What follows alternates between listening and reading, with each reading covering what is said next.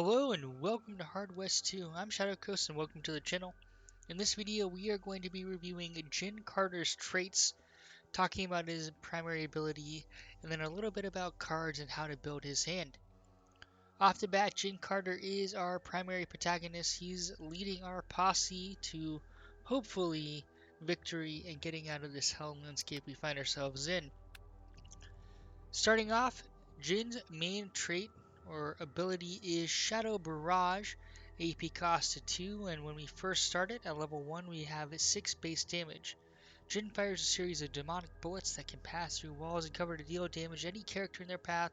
Effective range 1 to 12, can target anyone. This is an awesome move that you should be using fairly consistently.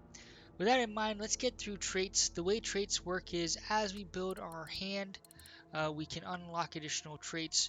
We talked about Shadow Barrage. I do believe all characters have horseback riding, at least that I've encountered so far. So there's not unique there. Then let's get to the actual hands that we can build. When we have a pair, we unlock uh, +1 weapon damage when Jin is in Bravado. This is an awesome trait, and in most engagements I do try to give Jin at least a pair to unlock this trait. Lucky Bastard, at least 2 pairs, so that means that we unlock this trait when we gain more than 2 pair. So right now if I do 2 9s, you can see Lucky Bastard isn't in yet, but then if I add in a full house or add in another set of pairs, I do unlock Lucky Bastard. So that's how that works when it says at least 2, just for reference. I really like Lucky Bastards. Whenever Jin kills someone, he gains 25 luck. Really great to build luck, and that is going to be something you're going to want to prioritize in your cards, assuming that you're going to have at least 2 pair, maximizing his luck so he can build that up. Once we get 3 of a kind, Jin inflicts +1 damage when using handguns. That is nice. And then when we get at least a straight, we gain level 2 Barrage. The primary difference here is that we gain +1 damage to this ability. Moving on, if we have at least a flush, our character or Jin is resistant to Jinx status, which is extremely helpful. Once we obtain a full house, our character gains +5% bullseye chance when shooting from handguns. That's another area we're going to prioritize is bullseye, maxing it out, because with the traits and the cards we can get bullseye pretty high, which means that we can do uh, double damage, which is really nice.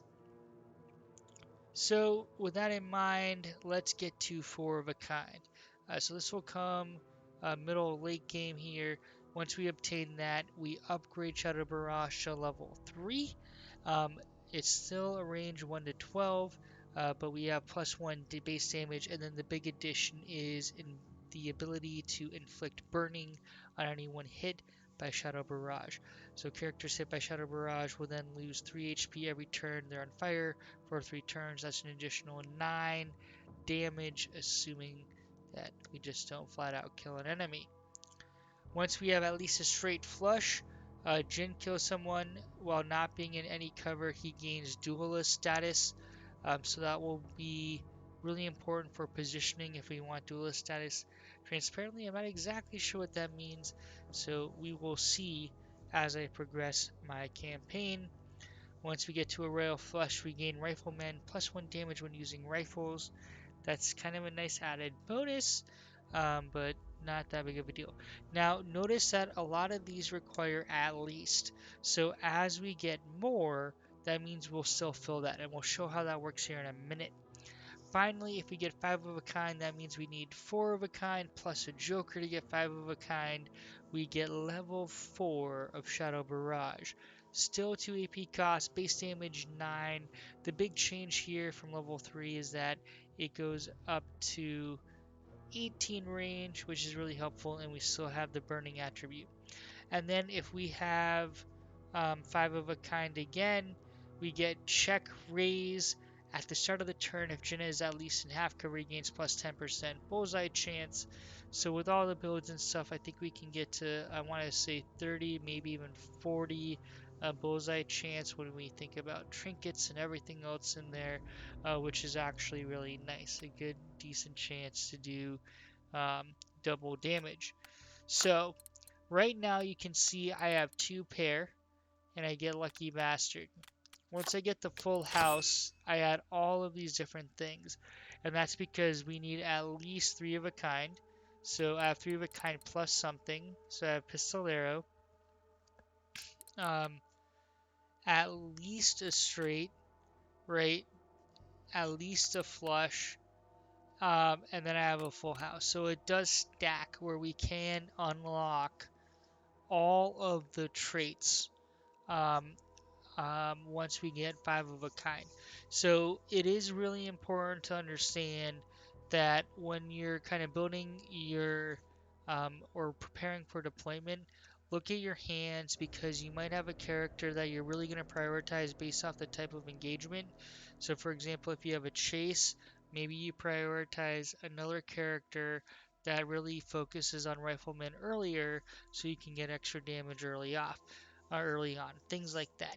So make sure that you review the traits of all your characters, and based off the engagement, you're building the hand appropriately to get all these additional traits. So there it is. When we think about cards, I do like to prioritize Bullseye to get that double damage chance and luck. So thanks for watching and hope to see you in future videos. Shadow Coast out.